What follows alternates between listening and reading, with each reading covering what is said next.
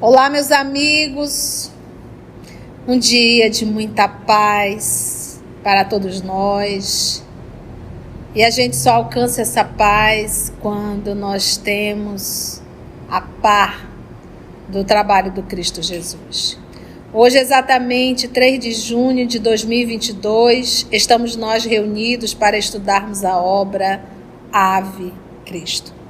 E hoje iremos iniciar um novo capítulo, capítulo 2, intitulado Sonhos e Aflições.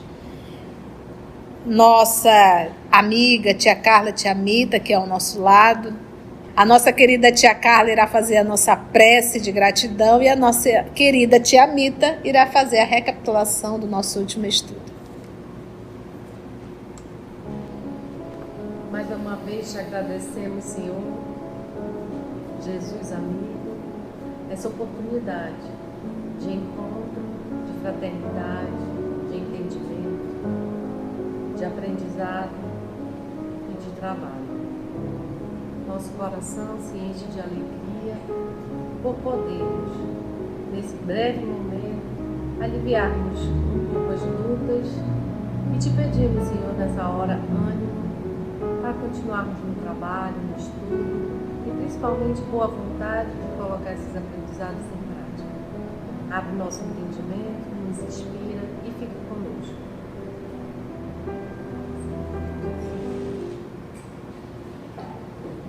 No nosso último estudo, vimos que Helena partiu para Roma com a Anacleta, grego liberto Teódulo, e levou as filhas, né? E a Blandina não queria ir, mas foi obrigada. Mas ela chorou, pediu para o pai para ficar, mas ela foi à força. E mesmo ela indo, desde que ela saiu da casa, né, o Tassiano ficou chateado. E a Blandina não quis mais comer, adoeceu. Quando chegou em Viena, o estado de saúde dela era preocupante. Então mandaram chamar o Tassiano, que o Tassiano foi célere, e a menina voltou com ele para Lyon. E aí ficaram os dois, iam passear, iam tudo, e um dia eles estavam passeando de barco, né? E eles ouviram uma pessoa cantando, uma voz maravilhosa, cantando uma música. Eles foram até onde era essa música, e era uma moça de 17 anos, que depois nós vamos saber é Lívia, e que mora com seu pai, que se chama Basílio, que é um afinador de instrumentos. E como o Tassiano tinha dito para a Blandina que ela precisava de uma professora, a Blandina que deu a ideia de a Lívia ser a sua professora. Então já se conheceram e foi aí, vamos agora, os sonhos e aflições. Então vamos lá, que Jesus nos conduz em mais um estudo. De olhos postos no firmamento que se povoava de constelações, vamos encontrar Basílio, envolvido pelas brisas suaves do rio, falando para os ouvidos de Tassiano admirado. A vida, para nós, ainda representa impenetrável segredo celeste. Não passamos de animálculos que pensam. O poder é uma fantasia na mão do homem, assim como a beleza é o engodo no coração da mulher. Visitei o Egito em companhia de 2 sacerdotes de Amatunte, e ali encontramos variados remanescentes da sabedoria imortal. Estudei minuciosamente nas pirâmides de Gizé os problemas da vida e da morte, entrando em cogitações profundas sobre a transmigração das almas. O que aprendemos em nossos cultos exteriores é mera sombra da realidade. A truculência política dos últimos séculos prejudicou em toda parte o serviço da revelação divina. Creio, assim, que nos abeiramos de tempos novos. O mundo tem fome de fé viva para ser feliz. Não admito estejamos limitados à existência física, e o Olimpo há de ampliar-se para responder às nossas aspirações. Então vamos aqui, na fala do senhor Basílio, nós temos assim um chamado muito bom e além de tudo mostrando a realidade da existência e da sobrevivência da alma. E ele nos mostrando aqui, nós estamos em que ano, Aramita? 250. Nós estamos no ano 250 da era cristã e a gente observa já ele falando de continuidade da vida e de reencarnação. Nos trazendo os povos antigos, né? Ele citou a Índia, ele citou o Egito, mas vamos aqui, olha. Ele diz: a vida para nós ainda representa um impenetrável segredo celeste. Não passamos de animais pequenininhos, bem pequenininhos, aqueles que a gente só consegue ver através de microscópio, que pensa. A única diferença é que nós pensamos. E você pode observar que a gente tem uma falta de educação com um pensamento muito grande, que a gente ainda não sabe dominá-lo, educá-lo, administrá-lo. A gente se atropela com os pensamentos. Aí você diz: tia, a senhora levantou uma encrenca, agora diz pra gente como resolver essa encrenca através do exercício. A gente tem que aprender que toda reforma moral, todo o nosso processo de mudança, nós não vamos aprender sem exercitar. Tudo na tua vida é isso. Você aprende a aula teórica e a vida te leva para prática. A vida profissional, você tem que praticar para você. E você só se torna expert no assunto depois que você vai para a prática. E não é a primeira prática, é depois de anos praticando, você passa a ter um domínio muito grande sobre a teoria que tu aprendeste um dia. Na nossa vida espiritual, a nossa essência, ela não muda. Então, nós aprendemos a teoria, o livro nos traz a teoria. E que teoria espetacular! Ele nos fala ponto a ponto, com uma seriedade, com uma lógica, com uma razão e com a verdade. Mas a gente só vai realmente se tornar expert num assunto espiritual quando nós praticarmos. Então, é necessário a prática do silêncio mental. E silêncio mental não é ficar sem pensar nada, é pensar uma coisa de cada vez. Tudo que tu estiveres fazendo. Adquirir o hábito da oração e da meditação. É indispensável a meditação. À noitinha, antes de dormir, faz um exercício de respiração. Inspira, expira, eleva teu pensamento, vai lá para o lago do Tiberíades, senta ao lado do Cristo Jesus, conversa com Ele. É necessário nós fazermos exercícios, ou vai para uma praia, um lugar que é só teu, um lugar tranquilo, em que você pode andar na praia, que você pode andar pisando na grama, um lugar livre e agradável. Um lugar que você possa ali estar tranquilo, refletindo em um só ponto. E nesse momento de apaziguar a tua mente, nossa, como seu anjo da guarda pode se aproximar e bater um papo muito legal com você. Vai ser o primeiro que a gente vai fazer, se você fez a sua teoria, seja em que profissão for, a primeira vez que você foi realizar foi um sucesso? Foi até um desastre, né? Que a gente gostaria até de apagar as besteiradas, né? Profissional que a gente faz no início. Assim é para tudo. Então, como a vida profissional é mais imediatista, ela traz aquilo que é algo de imediato, que é o dinheiro, eu acabo perseverando, insistindo a troncos e barrancos, mas eu acabo depois aprendendo, acabo dominando o assunto, mas por conta da necessidade financeira. E quando a gente tiver consciência da nossa necessidade, da nossa espiritualidade, aí nós não vamos desistir e vamos perseverar até o fim. Então, não passamos de animaizinhos que pensam. O poder é uma fantasia na mão do homem. Porque quando você está com o poder em mãos, tu tem certeza que aquilo é eterno. Então é por isso que ele diz que ele é uma fantasia. Porque fantasia é algo que fugaz. É algo de um momento. É algo que passa. Cadê os imperadores? Todo e qualquer poder. O poder é uma fantasia na mão do homem, assim como a beleza é um engano no coração da mulher. Coração é na condição de sentimento, né? Porque a beleza passa. Física, ela passa. Às vezes, hoje, nós temos recursos muito grandes, né, a nível de imagens.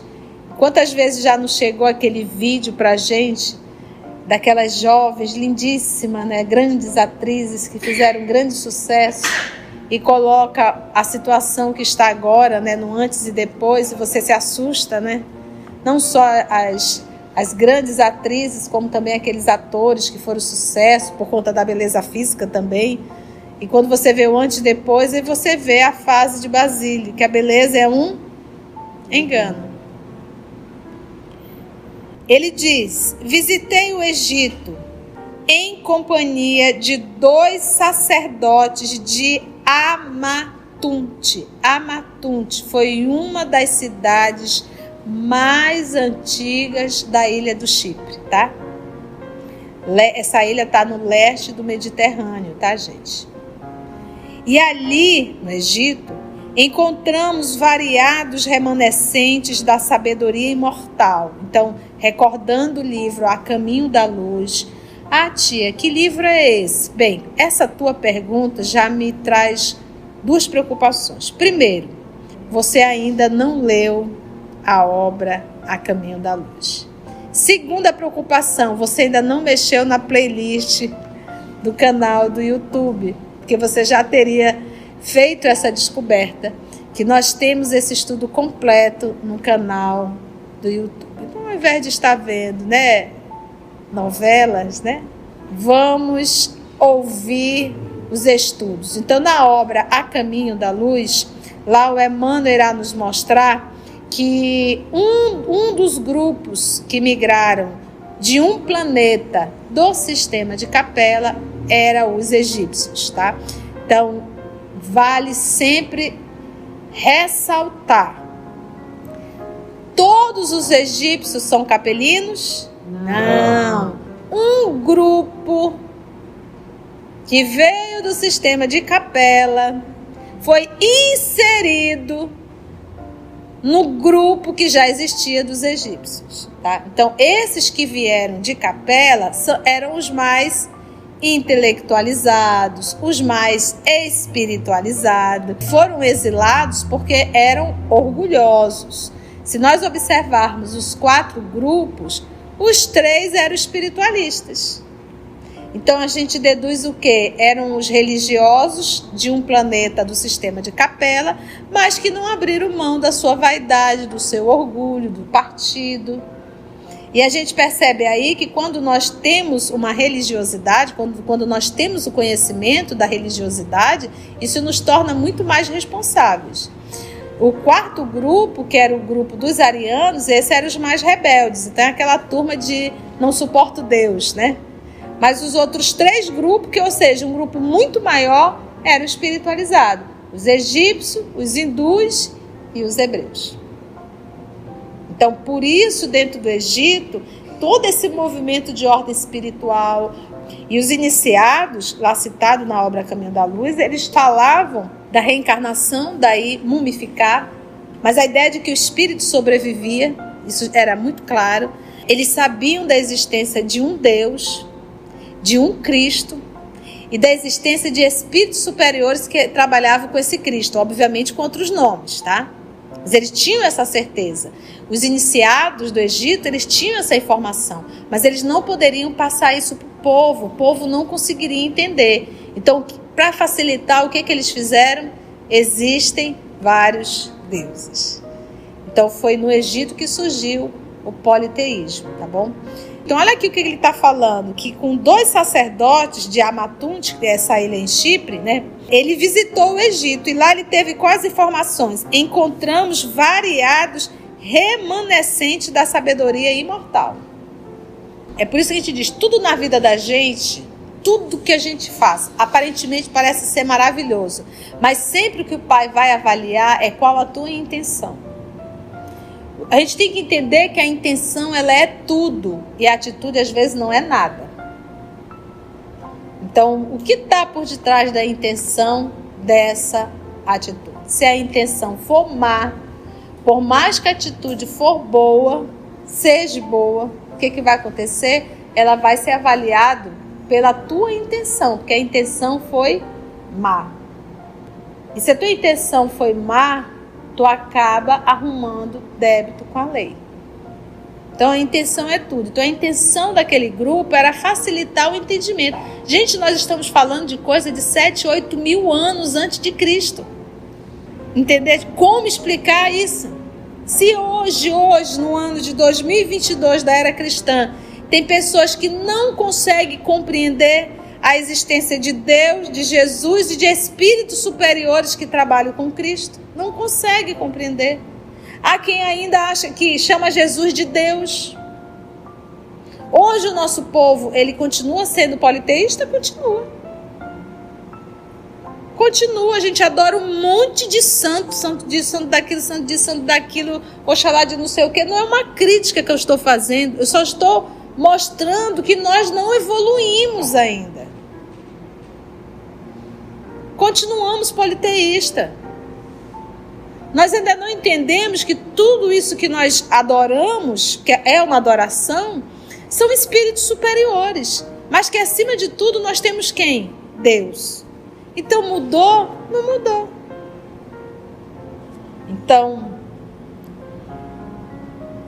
estudei minuciosamente, diz ele, nas pirâmides de Gizé, Cairo, no Egito, as 3 pirâmides e a grande esfinge, não é verdade? Então ele diz, nas pirâmides de Gizé, os problemas da vida e da morte, entrando em cogitações profundas sobre a transmigração das almas. Transmigrar é o quê?